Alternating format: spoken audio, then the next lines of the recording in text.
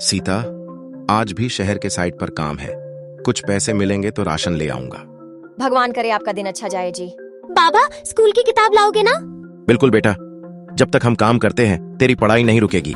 रघु बैलगाड़ी में बैठकर पास के शहर की कंस्ट्रक्शन साइट पर जाता है। कंस्ट्रक्शन साइट के मैनेजर हरि प्रसाद एक मजदूर से ईंटों के बारे में बात कर रहे थे और अन्य मजदूर काम कर रहे थे। तभी वहां रघु पहुंचता है। रघु को आज सीमेंट की बोरी ऊपर चढ़ाने की थी, लेकिन वो उदास खड़ा होता है कि कैसे करे। तभी मैनेजर वहां आता है। रघु, हाथ चला, जल्दी काम खत्म कर, साहब किसी भी वक्त आ सकते हैं साइट देखने। मालिक, ऊपर सेफ्टी के बिना चढ़ना खतरा है। रघु, ज्यादा बात मत बना, चलो चढ़ो ऊपर, साहब आने वाले हैं, जल्दी काम खत्म करो। हमारे घर में औरत बच्चे हैं, हमारी जान की कोई कीमत नहीं क्या? ओह, बहुत जुबान चलने लगी है तेरी। अगर इतना हाथ चलता तो आज मेरे जैसे लोगों को ऑर्डर देता। अब ज्यादा बहस मत कर, जो कहा जाए वही करो। चलो चुपचाप काम पर लगो। रघु बिना कुछ बोले चुपचाप अपने काम में लग जाता है। भारी मन से सीढ़ियां चढ़ता है। रघु भाई, ये लोग अपना पेट भरते हैं, हमारा नहीं सोचते। हमें तो अपना ध्यान खुद ही रखना होता है। सही कहते हो भाई, अगर हमारी नजर हटी तो कुछ भी अनहोनी हो सकती है। शाम को जब सब चौराहे पर आग जलाए बैठे हों, उस वक्त रघु अपने काम से घर लौटता है, हाथ में थोड़ा राशन और बच्चे की किताबें लिए। आ गए जी, बहुत देर कर दी आज। हाँ सीता, थोड़ा काम ज्यादा था। अगले दिन सुबह रघु बैलगाड़ी में बैठकर फिर काम के लिए शहर निकल पड़ा। आज साइट पर मीटिंग थी। जब रघु पहुंचा तब तक सभी मजदूर एक जगह इकट्ठा खड़े हो चुके थे। थोड़ी ही देर में मैनेजर आता है और मीटिंग शुरू करता है। मालिक को अब घर जल्दी चाहिए, इसीलिए अगले 2 दिन तक सभी को ओवरटाइम करना पड़ेगा। पूरी भीड़ शांत खड़ी सुन रही थी, कोई कुछ नहीं बोला। तभी रघु ने आवाज उठाई। साहब, ओवरटाइम तो ठीक है, लेकिन बिना सेफ्टी के हम रोज जान जोखिम में डालते हैं। एक छोटी सी चूक बहुत भारी पड़ सकती है। अब फिर से तुम वही सेफ्टी की रट मत लगाओ। अब तक सब काम कर रहे हैं ना, सिर्फ तुम्हें ही दिक्कत है। साहब, सब भाई डरते हैं इसलिए नहीं बोलते, लेकिन फिक्र सबको होती है, अपने परिवार की, अपनी जान की। तो अब तू इन सबका नेता बन गया है क्या? चुपचाप काम कर, वरना निकल जा यहां से। बहुत लोग हैं काम के लिए। ज्यादा मुंह मत खोल। अगर नौकरी चाहिए तो जैसे मैं कहता हूं वैसे ही कर। रघु चुप हो गया और बाकी सारे मजदूर भी मजबूर थे। किसी की हिम्मत नहीं हुई कुछ कहने की। सब काम पर लग गए। थोड़ी देर में काम के दौरान एक मजदूर अचानक संतुलन खो बैठा और नीचे गिर गया। अरे, गिर गया कोई, जल्दी डॉक्टर को बुलाओ। सब लोग उस मजदूर के पास इकट्ठा हो जाते हैं और एक मजदूर मैनेजर के पास जाता है। साहब, एक आदमी गिर गया है, हालत खराब है। ठीक है, उसे 1 हफ्ते की छुट्टी दे दो, बाकी सब लोग अपने अपने काम पर लग जाएं, समझे?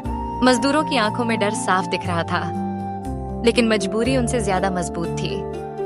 सब वापस उसी मौत जैसे काम में लग गए, चुपचाप। शाम को कंस्ट्रक्शन साइट से मजदूर एक एक करके अपने अपने घरों की ओर निकल चुके थे।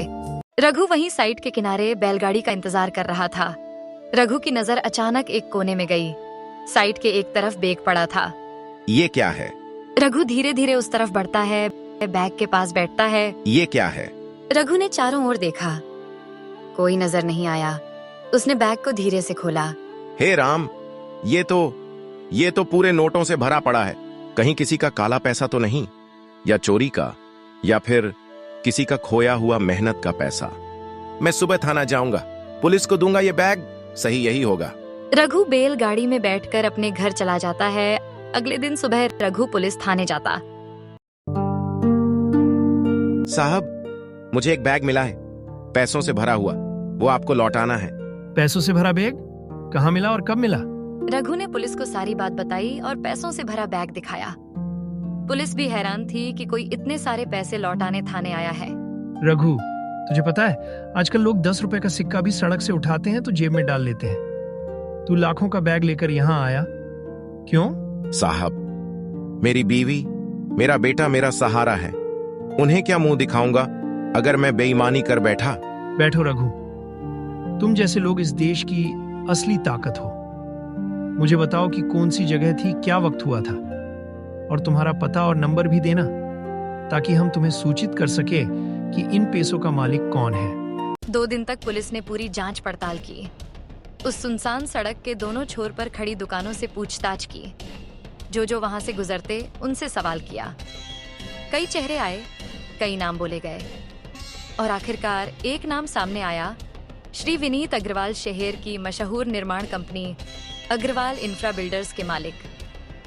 पुलिस ने उन्हें थाने बुलाया, लेकिन वो अपने साथ साइट के मैनेजर को भी लेकर गए ताकि वो गवाही दे सके कि वो पैसे लेके वो साइट पर आए थे। थाने में जैसे ही पुलिस ने ब्रीफकेस लौटाया, इंस्पेक्टर साहब, मेरा बैग किसने लौटाया? उसी ने, जो शायद इन्हें देखकर भी नहीं डगमगाया। हमने उसे भी बुलाया है, अभी आता ही होगा। रघु थाने में प्रवेश करता है। तुमने ये बैग लौटाया? जी, पैसे मेरे नहीं थे, इसलिए वापस करना जरूरी समझा।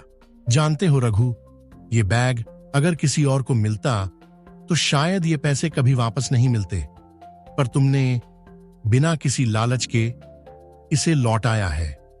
तुम्हारी ईमानदारी की कीमत कोई इनाम नहीं चुका सकता, पर मैं तुम्हारे और तुम्हारे परिवार के लिए कुछ करना चाहता हूं। तुम क्या काम करते हो? सेठ, ये आपकी साइट पे मजदूर है जो हर बार सेफ्टी की बात किया करता है। तो तुमने मुझे ये क्यों नहीं बताया? हमें अपने मजदूर की सुरक्षा का ध्यान रखना चाहिए। अगर किसी को कुछ हो गया तो क्या करोगे? तुम इतने लापरवाह कैसे हो सकते हो? अब मैं तुम्हें साइट नहीं सौंप सकता। रघु, आज से तुम हमारी साइट के नए मैनेजर हो। हाँ, और एक और बात, शहर में तुम्हारे रहने के लिए घर भी कंपनी की ओर से मिलेगा। तुम्हारा बेटा अब गांव के स्कूल में नहीं, शहर के सबसे अच्छे स्कूल में पढ़ेगा। साहब, मैंने ये किसी इनाम के लिए नहीं किया था, बस दिल ने कहा सही यही है। और सही करने वालों के साथ दुनिया खुद सही हो जाती है। रघु ने अपनी नीयत साफ रखी और उसकी ईमानदारी का फल उसे मिला।